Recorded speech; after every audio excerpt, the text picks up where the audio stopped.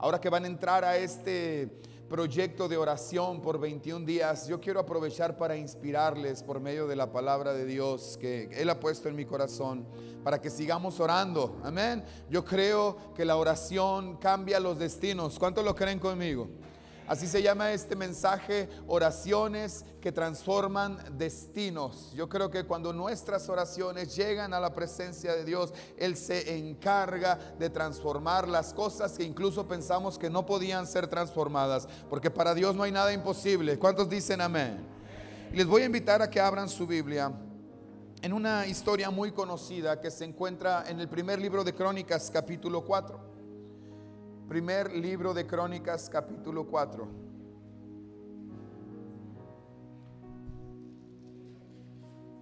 Cuando lo encuentre, diga listo.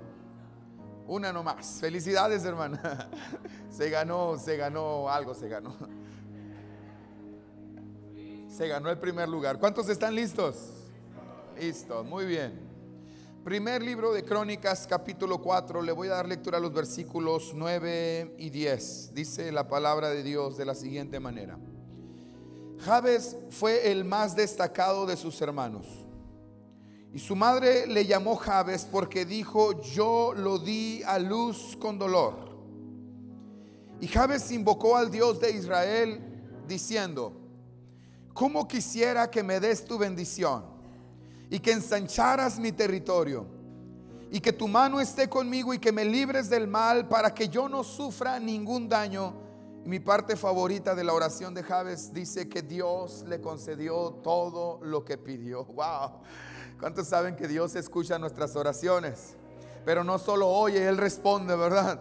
Yo le aseguro que estos 21 días que vamos a estar golpeando, importunando el cielo con nuestras oraciones, a más de uno, a muchos, Dios les va a conceder todo lo que pidan, hermanos. ¿Cuántos lo creen conmigo? Así que pidamos con fe por ese avivamiento, por ese quebranto que produce un avivamiento, porque la oración es poderosa. Vamos a ponernos en manos de Dios. Señor, ábrenos tu palabra y abre nuestra mente y corazón a través de ella. Espíritu Santo, ilumínanos, motívanos, inspíranos para seguir confiando, Señor, que el tiempo que invertimos orando de ninguna manera es tiempo perdido. Dios, trae fuerzas nuevas sobre tu pueblo, fuerzas como las del búfalo para seguir clamando. Porque apenas se oye, Señor, la primer lluvia de este gran torrente de bendición que viene para esta casa, para esta ciudad. Lo estamos creyendo en el nombre de Jesús. Amén. Quiero hacerles una pregunta, hermanos. Honestamente, ¿cuántos de ustedes han leído los primeros 4 capítulos del libro de las Crónicas? Sean honestos, ¿sí? Yo lo he intentado varias veces, pero siempre me quedo a mitad de camino. Porque los que lo han leído saben que en los primeros 10 capítulos del libro de las Crónicas están esas llamadas como genealogías. Estas listas interminables de nombres donde nos dicen que Sultanito era hijo de Perenganito y a la vez era el padre de tal y de tal. ¿Sí se han dado cuenta de eso? La verdad que hay varias de esas listas en la Biblia diseminadas, en las que yo varias veces me he preguntado cuál es su función. Mire, yo soy maestro de la Biblia y yo me he preguntado, ¿para qué están ahí? Pero la Biblia dice que toda la palabra es inspirada, ¿verdad? Pero además dice que es útil, o sea, nada está de más en la Escritura, todo tiene una razón de ser. Rascándole un poquito más a las posibilidades para entender del por qué están ahí estas listas de genealogía, aprendí que los libros de Crónicas, el primer y el segundo libro de Crónicas, que en la Biblia hebrea forman un solo tomo, fueron escritos en un periodo histórico del pueblo judío cuando ellos retornaron de la cautividad en Babilonia, ¿sí?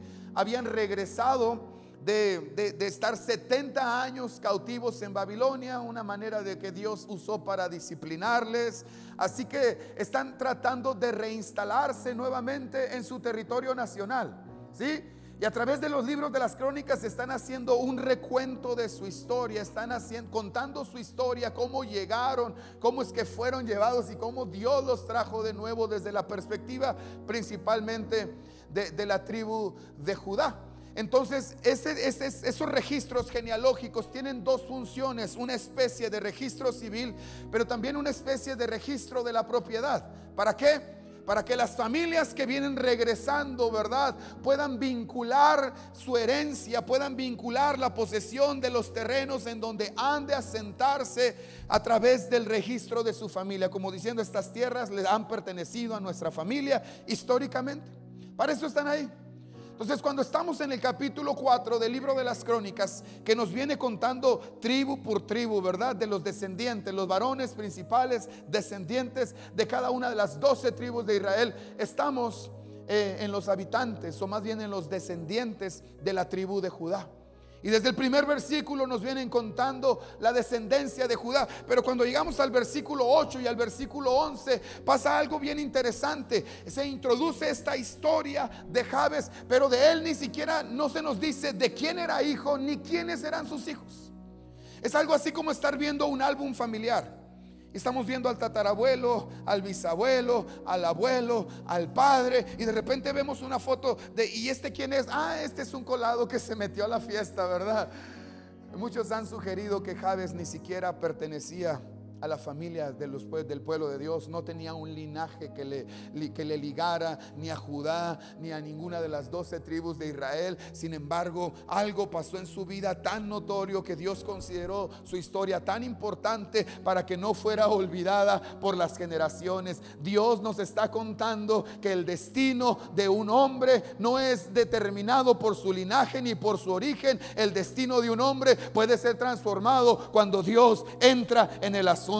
Las oraciones, los encuentros con Dios tienen el poder de cambiar nuestra historia. No importa de dónde vengamos, no importa cuál sea nuestro linaje, no importa cómo haya sido nuestro inicio. Cuando Dios entra en nuestra historia es transformada, hermanos. Amén. Y a mí me encanta la historia de Jabes precisamente por eso. Decía, no se nos dice ni de quién era hijo. Yo tengo otro mensaje basado en esta historia que le llamo el Dios de los hijos de nadie. No tiene una familia, no tiene un apellido que le abra una puerta, pero sí tiene un Dios que le promueve, ¿verdad? ¿Cuántos saben que eso es suficiente? Entonces, no provenía de ninguna familia notable, no descendía de ninguna tribu de Israel. No obstante, Dios le acomodó entre los suyos. Y en 2 versículos solamente, versículo 9 y versículo 10, tenemos la biografía completa de Jabes.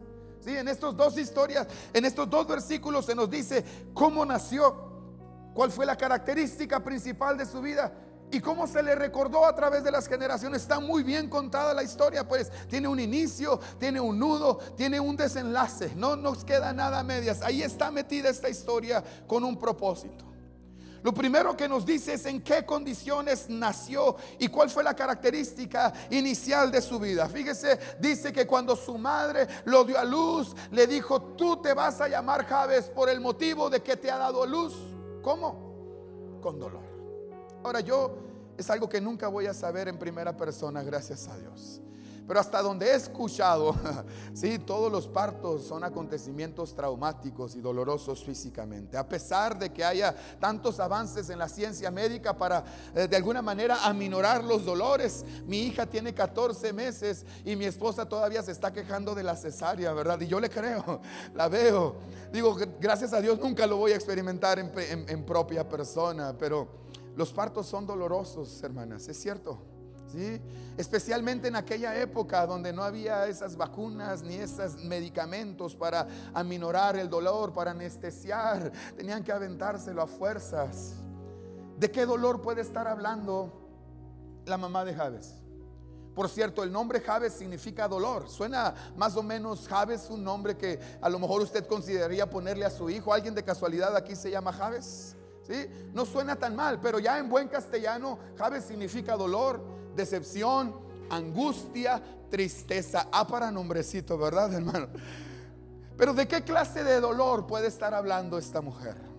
Si era de esperarse que un parto produzca un dolor natural, algunos han sugerido, ¿verdad?, que más bien tiene que ver con las características que envolvieron, que afectaron a su familia. Sabemos que tenía otros hermanos, probablemente nace en medio de una familia numerosa y de escasos recursos, y quienes hemos nacido en familias de esas características sabemos que a veces una boca más que alimentar, ¿verdad?, más que traer alegrías, puede multiplicar los problemas. Es verdad. Mire, hace 14 meses me pusieron a mi niña en mis brazos por primera vez. Créame, ha sido una de las experiencias más hermosas de toda mi vida. Yo soñaba con ser padre. Esa niña es una niña anhelada por mí, por mi esposa. La amamos, vino a revolucionar nuestra vida. La esperamos con tantas ansias. Dios nos la concedió. Y yo creo que todo mundo debería de llegar así a la vida, ¿verdad? Pero la verdad es que no todo mundo llegamos así. Yo soy el menor de 9 hermanos. Y estoy aquí por pura gracia de Dios. Fui el pilón, sí, el piloncillo. La verdad es que hay nacimientos accidentales, incidentales, no planeados, que lejos de producir felicidad, producen angustia. Los que crecimos en condiciones de familias numerosas, de escasos recursos, sabemos lo difícil que a veces es estrenar, ¿verdad? No, yo no supe lo que fue abrir regalos de Navidad hasta bien entrado en la adolescencia. Me tenía que conformar con un par de zapatos por año para ir a la escuela. Usted sabe que a un niño, a un adolescente, un par de zapatos no le pueden durar un año, ¿verdad? A los 3 meses ya andaba saludando con los dedos del pie. Sí.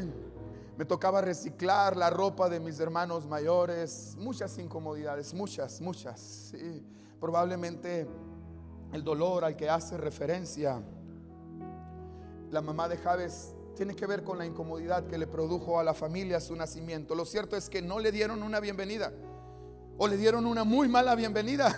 Me acabas de producir dolor y además te declaro que tú a donde quiera que vayas vas a producir angustia, decepción, tristeza, quebranto. Fíjese nada más, hermano. Pasa algo bien particular con la manera en que las culturas semíticas elegían los nombres con los cuales iban a llamar a sus descendientes. No como acá en México, ¿verdad? Acá en México de repente, bueno, esto es algo moderno, ¿verdad? Existen nombres que se ponen de modas, como ahorita todos son Mateos, todos son Ian, todos son Matías, ¿verdad? Uno pasa por un parque, una escuela, grita ese nombre y voltean por lo menos 10 niños diferentes. Ahorita está eso. Oiga, pero qué rollo es ponerle nombre a los hijos, ¿verdad? Qué responsabilidad. Todo mundo opina, ¿sí o no? No hagan eso, hermanos. La verdad, cómo batallamos. Fue una crisis existencial de mi esposa y yo elegirle nombre a mi hija. Se llama Renata. Al final me impuse yo. Era mi alternativa. Cuando se enoje por su nombre se va a tener que enojar conmigo. Pero pues es que no nomás son las elecciones de los padres, ¿verdad? Los amigos más cercanos también. Oye, ¿por qué no le pones así? Los abuelos también tienen sugerencias. Los pastores tienen sugerencias. Todo mundo quiere decirnos cómo ponerles nombre a nuestros hijos. Y yo estaba pensando, yo que tuve un nombre bastante raro. Mi nombre es Wilibaldo. Se puede reír, yo ya superé ese trauma, ¿verdad? No hay problema, ¿sí? Yo siempre estaba descartando posibles nombres que pudieran deformar en bullying, porque los niños son demasiado creativos y demasiado crueles en la escuela, ¿sí o no? O sea, 6 años de bullying en la primaria por mi nombre Wilibaldo, hermano. Me avalan. Entonces iba descartando, no, este no porque le van a decir así, este tampoco porque le van a decir así. Entra realmente en una crisis. Una generación antes los padres no se complicaban tanto. Veían el calendario, naciste el 18 de marzo, Petronilo te vas a llamar. Sí, o si no, vamos a honrar al abuelo Atanasio, ¿verdad? Y ahí anda la pobre persona cargando con el nombre. Yo alguna ocasión me armé de valor y le pregunté a mi mamá, mamá, ¿por qué me pusiste Wilibaldo? ¿Me odiabas o qué? Dice, mi hijo, pues yo estaba bien enamorado de tu papá. Pues sí, pero yo qué culpa tengo. Mi papá también se llamaba Wilibaldo. Y también tenía otra opción, naciste el 14 de febrero, te iba a poner Valentín. Dije, no, pues me hubieras amolado de todas maneras, lo que fuera. Los hebreos no. Las culturas semíticas, cuando alguien nacía, generalmente utilizaban un nombre que estuviera asociado a las características del nacimiento, o también ponían nombres de maneras proféticas, ¿verdad? El nombre estaba muy ligado al destino que se esperaba de los nuevos nacidos. Por eso tenemos un Moisés sacado de las aguas, por eso tenemos a un Samuel, Dios oye, por eso tenemos a un Jacob, ¿verdad? Que toma por el calcañar, etcétera, etcétera. No nomás ponían los nombres al azar. Ahora imagínense qué destino pudiera esperar para un niño que desde el seno materno, desde la persona que se supone que más le debe amar, la persona que mejor que debería de albergar los mejores deseos para él, dice, mi hijo, me acabas de producir dolor, un dolor enorme me ha producido tu venida a la vida, por eso te voy a llamar Jabes. de alguna manera le está marcando el rumbo. A donde quiera que tú vayas, vas a ser alguien que produzca dolor, decepción, tristeza, quebranto. Pero como me encanta la historia de Jabes, que no está ahí para hablarnos de él como alguien que produjo dolor, no está ahí para hablarnos de alguien que produjo quebranto, no está ahí para hablarnos de alguien que produjo decepción. Todo lo contrario, la historia de Jabes está ahí para recordarnos que no importa cómo haya sido nuestro inicio, cuando alguien busca a Dios de todo corazón, Dios tiene el poder para cambiar nuestra historia. Dios tiene el poder para cambiar nuestro destino. No le recordamos como un perdedor, no le recordamos como un fracaso, le recordamos como alguien que fue ilustre en toda su generación. Y uno se puede preguntar por qué. ¿Dónde estuvo la clave? ¿Dónde estuvo el secreto del éxito de Jabes? Y es ahí donde entra la segunda parte de este mensaje. Me acompaña a hacer matemáticas. En dos versículos, versículo 9 y versículo 10, nos cuentan la totalidad de la historia de Jabes. Ese es el 100% de la información que tenemos de Jabes, ¿verdad? De la cual el 50%, el versículo 9, nos habla única y exclusivamente de su vida de oración. ¿Se dio cuenta? O sea, de la mitad de la información, del totalidad de la información que tenemos de este hombre llamado Jabes, la mitad de la información nos dice que Jabes era un hombre que oraba, que tenía relación con Dios. Y esa es una manera muy bíblica de enfatizar, es una manera muy bíblica no de decirnos que Jabes en algún momento seleccionó las palabras adecuadas y como si Dios fuera un genio de la lámpara que está buscando tropezarnos por medio de nuestras peticiones. Ya saben los chistes del genio de lámpara que siempre terminan mal, ¿verdad? Como aquel hombre que se encontró la lámpara, la frotó, se le aparece el genio y le dice: pídeme 3 deseos que te conceda. Y le dice: bueno, yo quiero ser muy grande, que toda la gente me mire, que toda la gente me respete. Y lo convirtió en semáforo. A veces uno se imagina que la oración se trata de decirle las palabras correctas a Dios y uno tiene que seleccionar las frases adecuadas, porque si no, en lugar de bendición vamos a recibir maldición. No, la historia de Jabes no está ahí para enseñarnos a repetir mecánicamente sus frases. La historia de Jabes está ahí para recordarnos, ¿verdad?, el poder que se desata a favor nuestro cuando nos refugiamos en el Dios Todopoderoso, que al que Él se acerca nunca le echará fuera, que al que Él clama, Él siempre responderá. Él dice: clama a mí y yo te responderé con cosas grandes y ocultas que tú todavía ni conoces. Qué interesante. Tenemos este breve recuento de quién es Jabes y de qué es lo que hizo. Y el tema de esta pequeña historia es que Jabes era un hombre que creía en la oración. No se nos dice en qué momento, en la adolescencia, en la juventud. Lo que sí sabemos es que en algún punto de su vida, Jabes dice: mi vida no puede seguir esta dirección, yo necesito encontrarme con alguien más grande, fuerte y poderoso que pueda revertir el rumbo que lleva mi vida. Y probablemente buscó alrededor alguien que le pudiera tender la mano y no encontró a nadie. Entonces alza sus ojos a los cielos, de donde viene nuestro socorro, ¿verdad? Nuestro socorro viene de Jehová, que hizo los cielos y la tierra, y clama y ora: Señor, bendíceme, ensancha mi territorio, pon tu mano sobre mí, guárdame del mal para que no me toque. Y mi parte favorita de su oración dice que Dios le concedió todo lo que él pidió. ¿Cuántos creen que Dios nos va a conceder lo que le pidamos en estos días? Bendito es el nombre del Señor. Pero algo que tenemos que entender es que la vida cristiana no consiste en oraciones desesperadas, sino en una búsqueda constante de Dios. La vida de oración no se trata tanto de decir las palabras correctas, sino de tener la actitud correcta. Hace como unos 15 años sucedió lo que yo llamo un avivamiento de la oración de Jabes. Un autor llamado Bruce Wilkinson escribió un libro que se llama La oración de Jabes, en donde analizaba cada uno de los elementos, ¿verdad? Y fue un éxito de ventas. ¿Alguno de ustedes lo leyó? Y ya sabe cómo somos los cristianos evangélicos, ¿verdad? Hicieron la oración de Jabes para niños, para mujeres, para adolescentes, para jóvenes, para mascotas, para todo. Hubo un disco, sacaron música de ese libro. A mí me lo regalaron, tenía poco tiempo de convertido, ¿verdad? ¿Sí? Todas las canciones giraban en torno a la oración de Jabes. Hubo iglesias completas que empezaron campañas para analizar la oración de Jabes. Todo era oración de Jabes, y encontrabas en todos lados a gente orando específicamente con las palabras de Jabes, ¿verdad? Señor, bendíceme, ensancha mi territorio, pon tu mano sobre mí. Luego lo pareaban con la oración del Padre Nuestro. Digo, está muy interesante ese análisis, pero yo no creo que la razón por la que Dios incluye la oración de Jabes en esta historia es para decirnos, mira, así es como debes orar. No, yo creo que la razón por la que esa historia está ahí es para que es la manera de Dios de recordarnos que no importa cómo haya sido tu inicio, no importa en qué ruinas empezaste, lo que importa es que tú busques a Dios, porque el corazón contrito y humillado Él jamás lo despreciará. Esa historia está ahí para recordarnos que podemos traer a Dios las piezas rotas de nuestra vida, y Él todavía tiene suficiente poder para hacer de ella una obra de arte. Para Él no hay nada imposible, para Él no hay vida difícil, a Él no hay nada que no pueda enderezarse. Sí, repito, no se trata de decir las palabras correctas, se trata de asumir la actitud correcta delante de Dios. Jesús se encarga de recordarnos eso en la oración del Padre Nuestro. Dice: y ustedes cuando oren, no sean como los hipócritas y fariseos, que creen que por sus vanas palabrerías y repeticiones serán escuchados.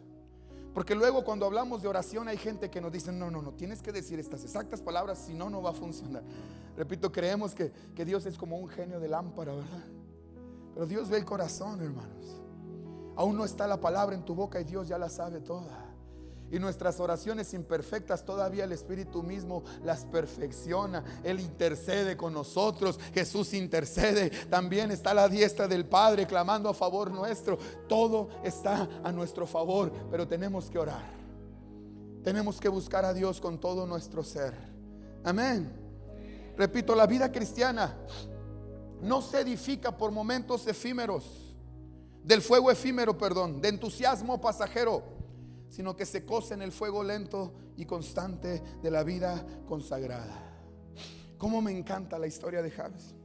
Hay personajes en la Biblia que son recordados por sus destrezas militares, porque pusieron en fuga ejércitos enteros, nos dice en Hebreos, ¿verdad? Hay personajes que son recordados en la Biblia porque oraron y fuego del cielo cayó. Hay personajes en la Biblia que son recordados porque taparon las bocas de los leones, porque hicieron milagros portentosos, hicieron que la tierra se detuviera en su movimiento de rotación. Hay oraciones espectaculares, hay personajes increíbles, pero a Jabes solo se le recuerda como alguien que oraba. Su único mérito, su única destreza, su único talento, su único don fue que oraba, que supo clamar a Dios. Pero sabes, para Dios eso es suficiente. No necesitas ser la persona más talentosa, no necesitas ser la persona más elocuente, no necesitas ser la persona más dotada. Basta con que tengas un corazón para Dios, un corazón que busca a Dios, un corazón que tiene sed para Dios. Eso es suficiente para que Dios pueda tomar una vida y transformar la historia de él o de ella, y también la historia de los que están a su alrededor. ¿Cuántos siguen creyendo que el poder de Dios se mueve a favor nuestro a través de la oración? A Jabes se le recuerda como alguien que oraba, y para Dios eso es suficiente. Dice: yo no tengo muchos talentos, no toco, no bailo, no canto, no nada, ¿verdad? No predico, pero tienes abierto el camino a la presencia de Dios. El velo fue rasgado. ¿Sí? Tienes acceso irrestricto al trono de la gracia para clamar día y noche.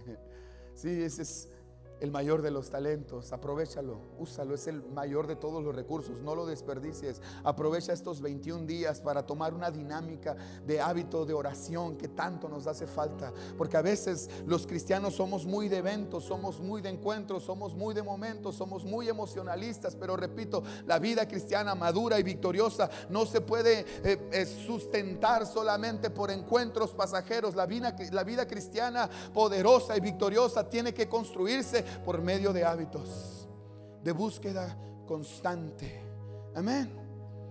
De búsqueda constante. Jabes oraba. Jabes tenía relación con Dios. Yo me he dado cuenta que esta generación, y no estoy hablando de jóvenes y adolescentes, estoy hablando de todos los que constituimos esta generación, tiene sobrevalorados los encuentros e infravalorados los procesos. Nos gustan las cosas de inmediato, ¿verdad? Queremos respuestas al instante. Pues estamos en la época de hamburguesas en 5 minutos, sopas en 3. Queremos milagros en 1 minuto. Queremos ser transformados, o que Dios resuelva todo lo que nosotros descompusimos en un instante. Y no es que Dios no tenga el poder para hacerlo, pero muchas veces Él se toma la ruta larga, porque Dios está más interesado en tu transformación interna que en resolver tu situación externa. Claro que le importa tu situación externa. Claro que le importa tu enfermedad, claro que le importa tu deuda, claro que le importa tu familia, por supuesto que le interesa, pero más que eso, Dios está interesado en cambiar tu corazón, y para eso se lleva tiempo.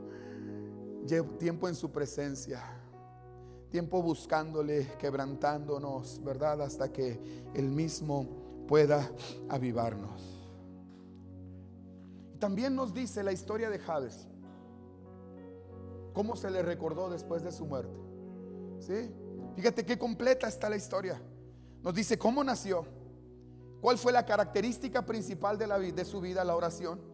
Pero también nos dice cómo fue recordado después de su muerte. Dice el autor bíblico: y Jabes fue más ilustre que sus hermanos. Él sobresalió en toda una generación. En otras palabras nos está diciendo en su epitafio, en su tumba, las palabras que decía, la frase que decía: Jabes fue el mejor de sus hermanos. Me ha tocado andar en algunos panteones y ver algunos epitafios bastante curiosos, ¿verdad? No sé si la gente lo haga de broma o qué. En uno decía, en una tumba decía: aquí yaces y yaces bien, descansas tú y descansamos nosotros también. Pues quién sabe qué habrá pasado en la vida de ese hombre, ¿verdad?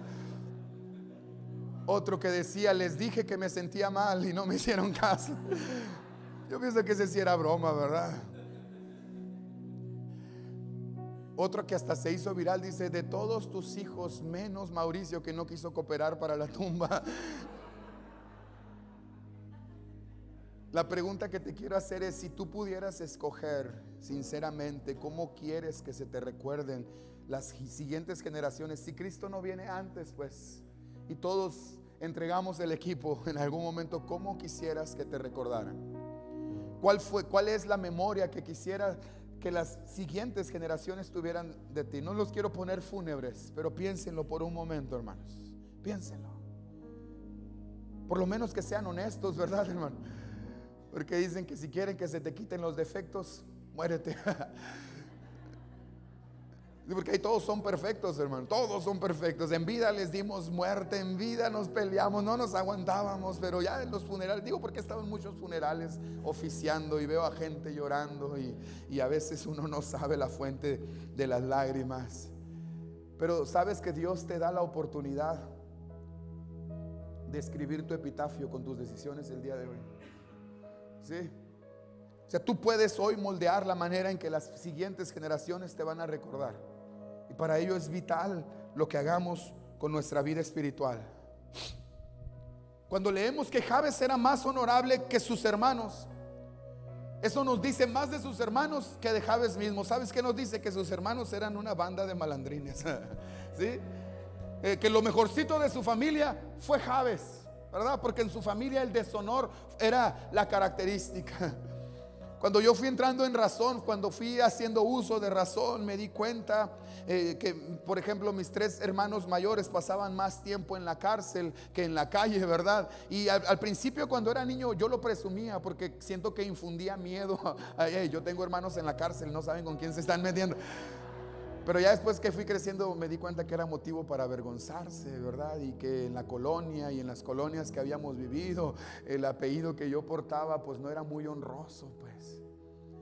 Y pronto aprendí las mañas que llevaba mi familia, que llevaban mis hermanos. Y créame que si no es porque Cristo me encontró, probablemente yo hubiera superado sus récords. Pero la misericordia de Dios es grande. Hubo un momento en que Él me encontró, me salvó, me rescató, me dio ministerio.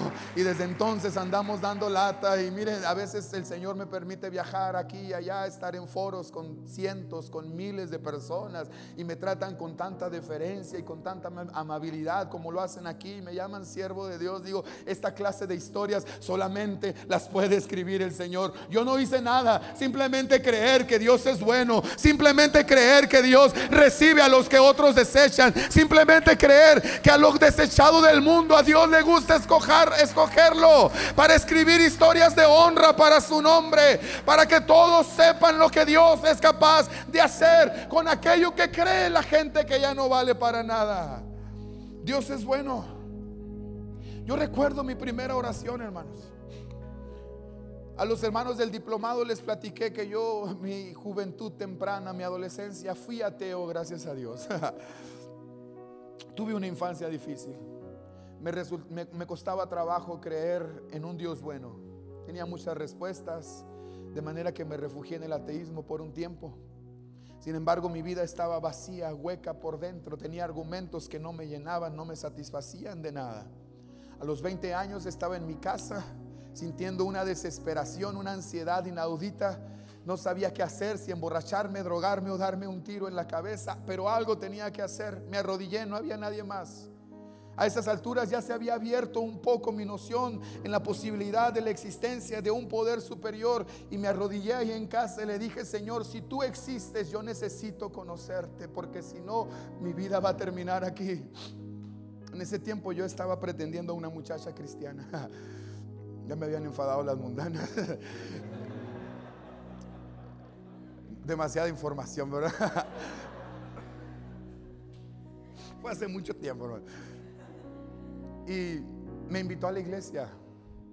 La primera vez que fui al servicio de Navidad del año 2000. Nunca había puesto un pie en una iglesia cristiana. Y algo el Señor hizo en mi corazón. Me fui impactado. Ese día no me convertí. La segunda vez que yo regresé a la iglesia en donde yo sirvo ahora, es la primera iglesia que yo pisé.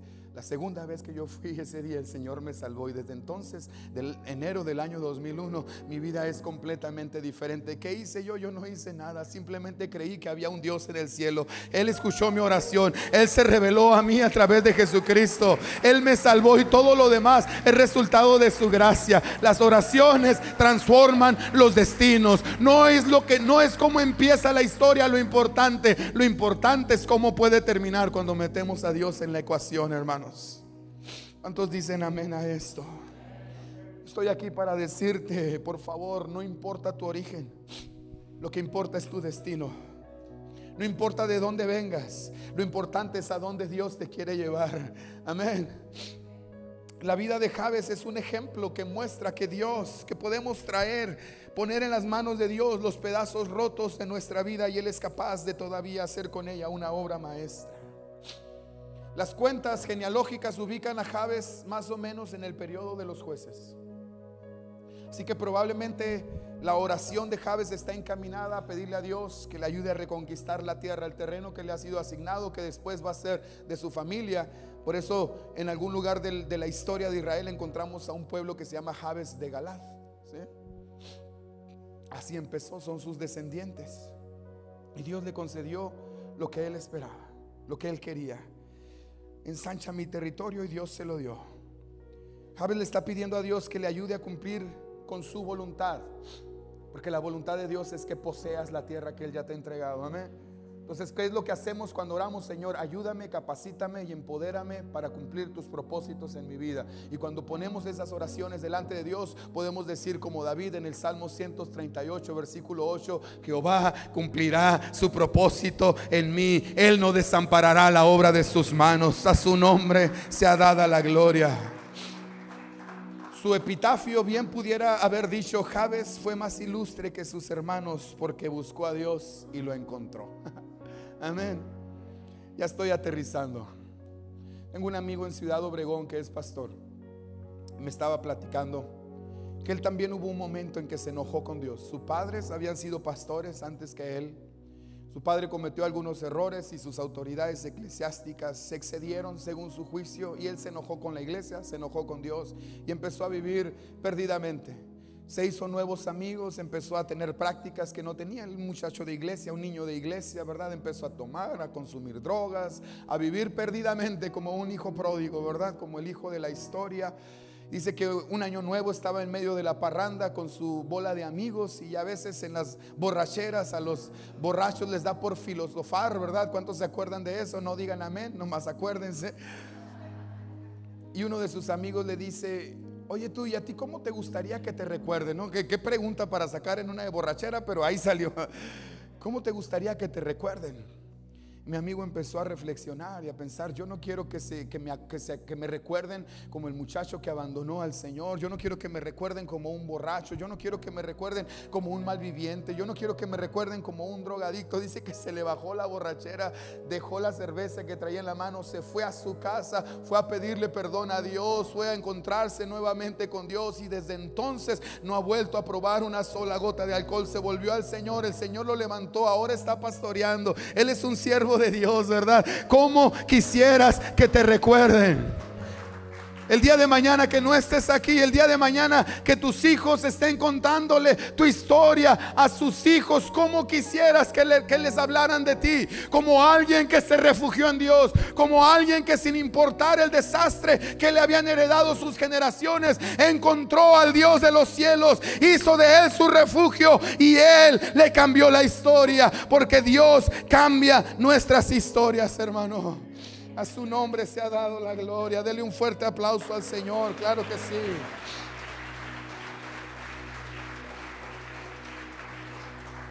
Quiero terminar diciéndote que Jabes nos enseña que algo que empieza muy mal puede terminar muy bien cuando metemos a Dios en la ecuación.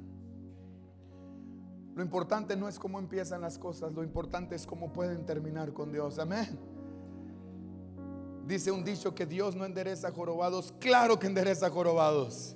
Dios endereza lo torcido. Dios hace caminos nuevos. Dios fortalece nuestras piernas. Dios fortalece nuestras rodillas endebles. Dios endereza los caminos al frente nuestro. Claro que se endereza lo torcido.